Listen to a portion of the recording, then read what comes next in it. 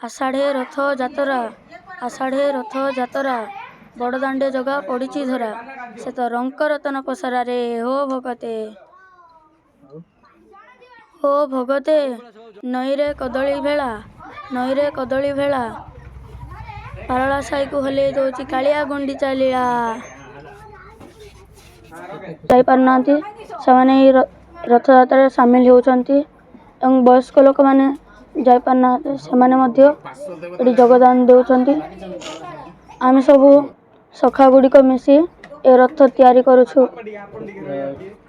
मनरे किभଳି आसला रथ करिया पय कि कोन चिंता करले प्रथम आमे प्रथम एक छोटिया काठरे बसई कि महाप्रभु रथ यात्रा करथुलु। तापरे आम सब मिसी चिंता करलु एवं रथ यात्रा साइरे करिया बोली आरंभ करलु। केते खुशी लाउजे भगवान को कार्य रे छोट छुआ मान अछ केते खुशी लाउजे। साइर लोक माने रथ यात्रा बहुत सहयोग करती। रथ यात्रा जेतବେଳେ बारे साइर आडंबर सहित रथ टणा होता है और सब लोक खुशी रे थांती। कौन रथ समय जदि डाहुक भाव तुम कही था कौन किसी मन अच्छी कह हाँ हो भगते आषाढ़े रथ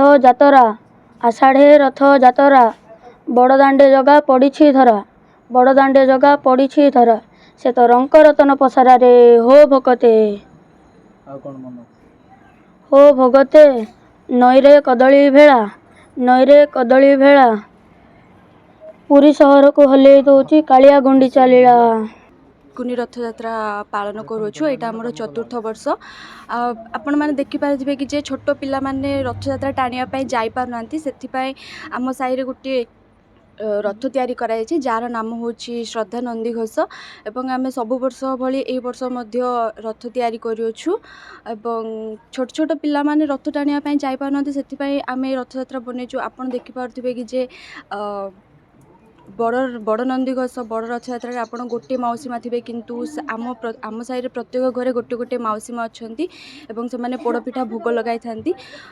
आमर गोटे ही उद्देश्य कि जे सबू पिला माने भारतीय संस्कृति ओडिशार संस्कृति परंपरा एवं श्री जगन्नाथ प्रति भक्ति भावना से माने निज मन रे उद्वेग करंतु एवं एवं 10 दिन रथ यात्रा 10 दिन मध्य हेरा पंचमी दिन आमे कीर्तन मध्य करिथाउ एवं आनंदर पालन करथाउ। किभଳି अनुभव करछन्ते जेतबेले 9 दिन यात्रा होउछ साइरे रथ यात्रा ए समय भगवान को सहित किभଳି एक संपर्क रहउछि कोन निजर अनुभूति रहउछि।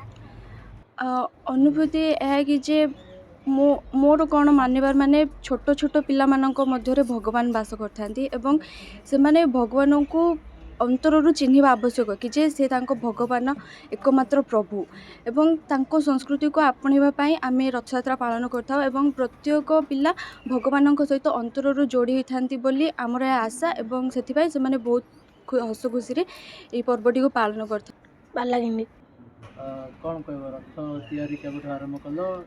रथ तैयारी दीर्घ 4 वर्ष धरी करी आसुछ। एटा हमर चतुर्थ वर्ष रथ यात्रा करूछु।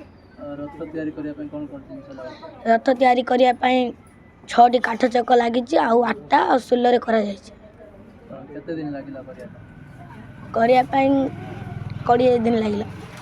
केते खुशी लागै सब संग मिसी के जगन्नाथ को पूजा करछो केते खुशी लागै। बहुत खुशी लागुछि।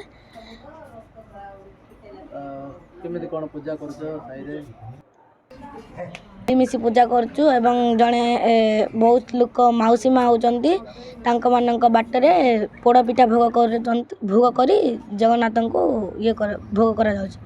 केते खुशी लागै। बहुत खुशी लागुछि।